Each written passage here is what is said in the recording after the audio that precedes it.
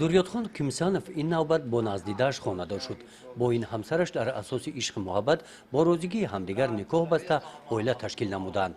چخیل نغز نبینی چخیل همون خطی زندگی میکنی چخیل همون آدم میره که خطیش دوست نمیداری نمیخوای چی به خطی گپ میزنی نمیخوای گپ نمیزنی никоҳи пешинаи дуриёд бо духтари ҳамсоя дер давом накард.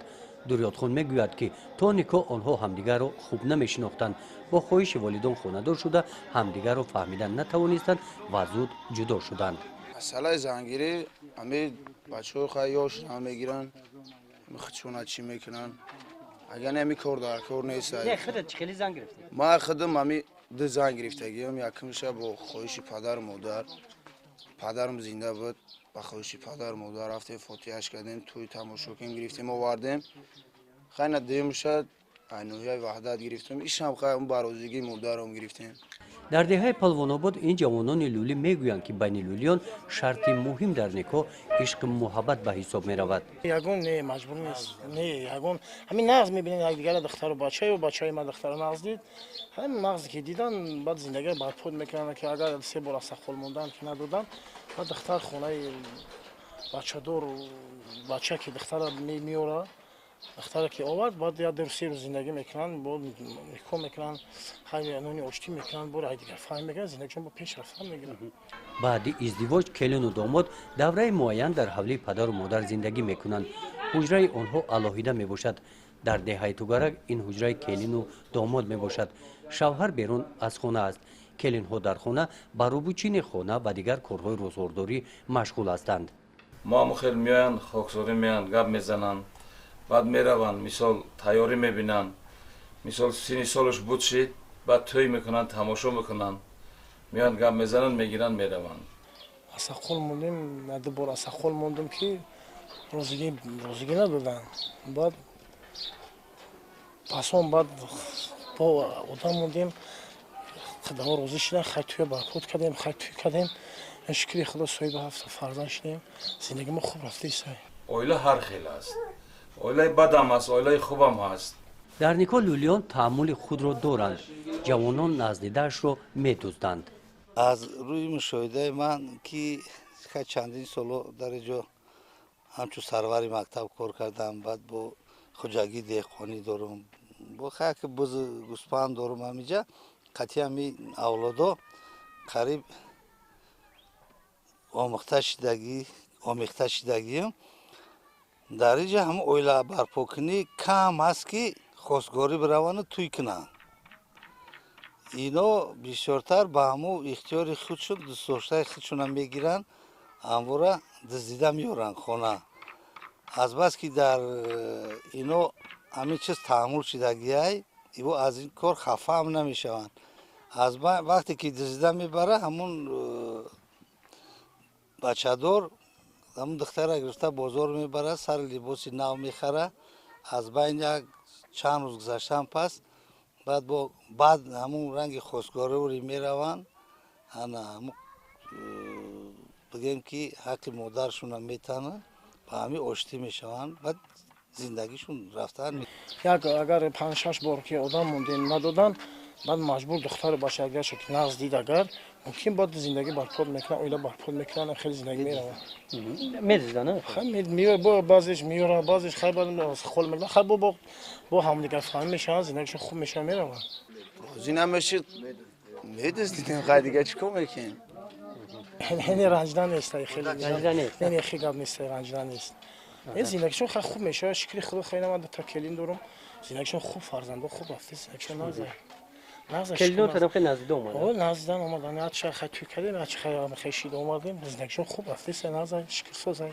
ҳозир маҷбурӣ намешавад ҳозир дилхоҳам ҳозир маҷбурӣ намешавад ягон маҷбурӣ ҳозир нестай мисол на духтара маҷбур карда мешавад на бачара маҷбур карда мешавад. агар дилхоша нагирад чӣ натин натем шуна мекунанд мегарданд дуздида мегиранд маҷбура ба дуздида бубаранд меравад духтари қафои писар хаба назидан мераванд оха оқибатш баъзеш ки зиндагиш хуб мерава ояндагӣ хуб дора баъзеш ки ояндагӣ надора. با این تحمل آزاده توغیوا اونقدر راضی نیست. او میگوید که سالهای جوانیش او را با معرکه توی و تماشا خانه‌دار کرده بودند. مدت زیاد از 10 سال می شود که در دهه آنها معرکه های توی برپا نمیگردد. مثال اینا معرکه کردن، خواستگار رفتن، توی کردن. همه اساسا دختری که پدر داره مادر داره، دختری به اتفاق سخته $1000 در نامش هست، میبره در خانه هم بچه دار میپرتاین. مثال که بچه دار چه خیلی که خودش همون مثال همون بار بند دختره برای راست کردن. این دختردار پول میبره میتیا؟ بچه دار میبره پول میته. مثال دختردار چه خیلی ایدستش آمد برای همون لاق پری دختر صرف میکنه. بعد قطعه همون عروس ما خودشان میگیرن میارن. حاضر رسم چه خیلی؟ حاضر رسم چه خیلی بگم رنگ پیشنه حاضر نیست. همون 2000 سامان داره. 2000 سومون. با مثال هست که دخترها خیلی توی نکردن میروند. آره توی نکردن میروند. اینا با چه خیلی میکنن؟ ملالی نمیشود؟ نه. آموختش دیگه ملالی نمیشود. نیکاحی که در اساس عشق و محبت تشکیل شده است پایدار میماند. مثل این اویلا مظفر همراه تمره با یک نیکا 40 سال باز با همدیگر زندگی دارند. خود را اویلای خوشبخت حساب میکنند. ما اویلا ما خیلی اکو اون دوره ما تلفن نبود. اون دوره ما خط بود. خط میکردی. اون دوره خط بود. ما خط توی تماشا کردیم. همین یک مرتبه دو مرتبه دیدیم صورت روی که همون خطی دیدیم. این همین نقض دیدیم. این همین توی تماشا که ما وردیم. خواهش پدر کرد؟ خواهش پدر مادر کرد. خواهش پدر مادر اقساقال مونده توی تماشا کرده اومدیم کجا. اون وقت کو کجا میدیدم اتاق چش میره اتاقش مخل میشین میگرفتیم میومد. حاضره در مخل نقض دیدم میگیره. اون وقت اون بچهای تقایم بود. اون وقت کجا میبینه که مخل میشه و حاضر تلفن نداره الا میره و مخل شوه میگیره. بین لولیان بسیار نیکاحی هم جای دارد. همسرش برای گرفتن زن دوم با مظفر اجازه داده است، لیکن خود مظفر اندیشه گرفتن زن دوم را ندارد. بگیره وابسته به خودشه. من قطعی گلکان خانه هم در میشینم برای وقت جای در زندگی کنه بگیره یا خانه کنه بگیره زمین به تا بگیره خانه در. ای خیلی رشک نیست؟ نه رشک نداره. ما 50 سال چند سال میشه زندگی ما در رشک نمیدونیم.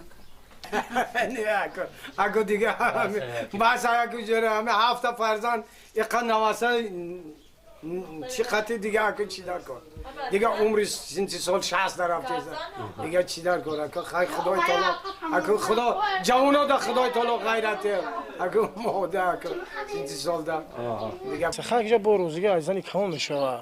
زنی کلان که اجازات که داد با روزیگه از زنی کلان میشه زندگیشون خوب میشه میره و حالشون نزه سازه. خیلی زکسا بعد میکنن. زکسا همون حجره دا برای همین عسکری بری و برای حجت برای شدنما در کار میشوند رفته بعد زکس میکنن.